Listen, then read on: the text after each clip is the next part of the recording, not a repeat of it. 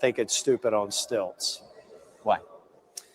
Because it will invariably put us in a position where your taxpayer dollars and my taxpayer dollars could potentially compensate someone who assaulted a police officer, admitted their guilt, got convicted, got pardoned, and now we're going to pay them for that?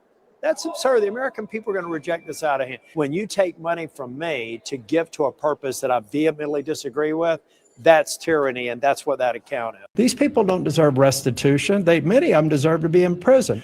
But this is, this is just stupid on stilts. Do you think you have colleagues that share the same concerns that you're Yeah, expressing? they do, and they need to speak up. I mean, this is beyond the pale. This is not good for my colleagues. There's no one positive thing that could be spun out of this between now and November.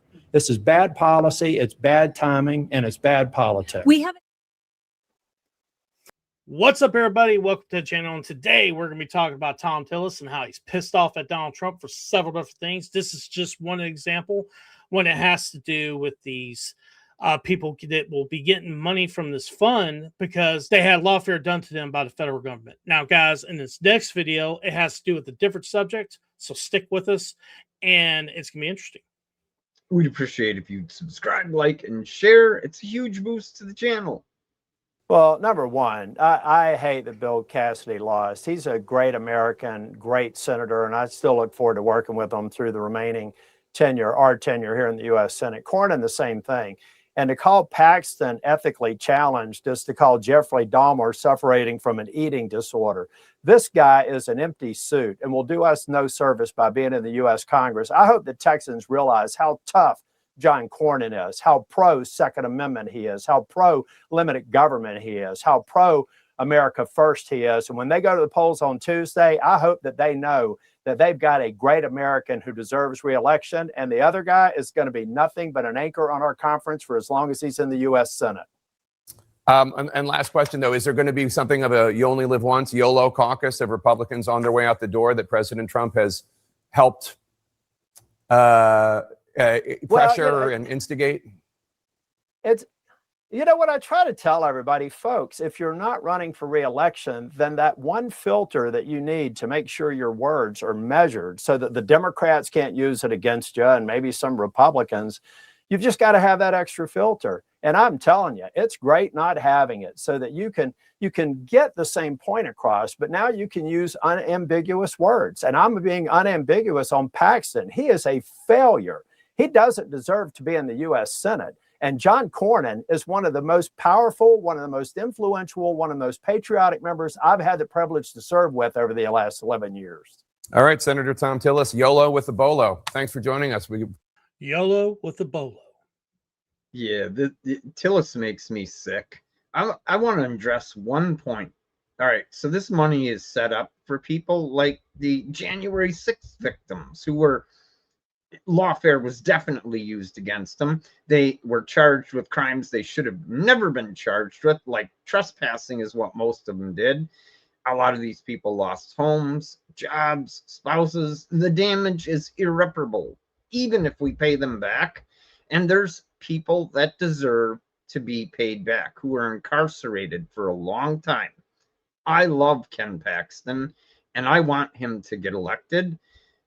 What I don't want are these rhinos to stick around in Congress. And I'm happy that Trump has them so sideways that they're on CNN saying things like Bolo and YOLO. That tells you right up front how stupid they are.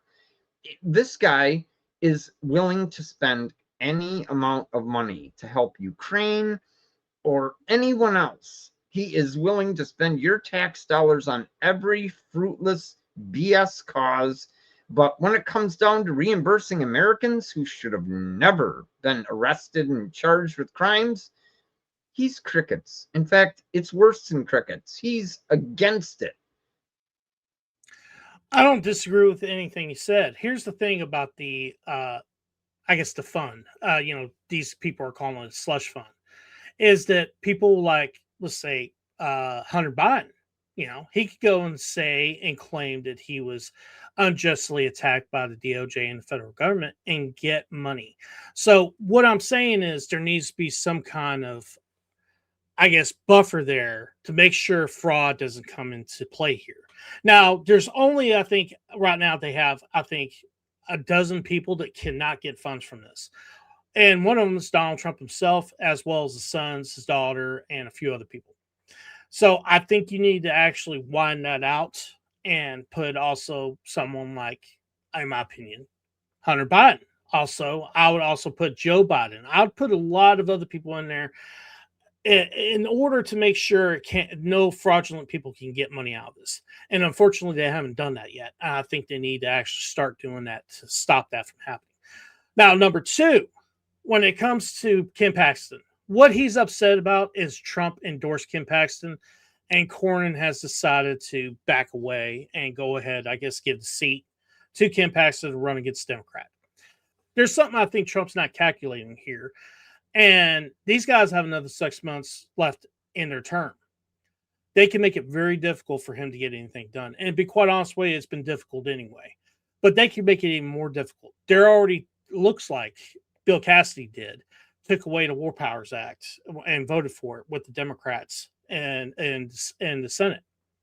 And it looks like it's going to pass the House. Or the House has actually decided not to take a vote on it and try to keep the vote from happening because they don't have the votes to stop it. Make sure it don't pass. So I think Trump, I don't disagree with him. These people need to go. But the thing is, calculation wise, it's going to, it might bite him in the ass in the long run. Yeah, no, you're right on that. It definitely could, because there's enough of them, that these rhinos that are really pissed off right now, because it's not business as usual in DC. What we really need is a president that follows President Trump, who will adhere to the same policies. We need to completely cleanse our Congress of the rhinos and of people who aren't for America first. Like I said, these rhinos, they're all for every giveaway under the sun, except for if it comes to making things right for the January 6thers. That's my big sticking point here. In fact, like you said, there needs to be some limitations put on who can get paid out. I would like to see that fund just for January 6th and maybe a couple of other things. Here's another fear I have when it comes to that fund. I just want to add this into it. Let's say a Democrat gets into office in 2028 and they decide to pardon all those people that did that with Don Lemon in that church. And now they are subjected to actually get part of this fund.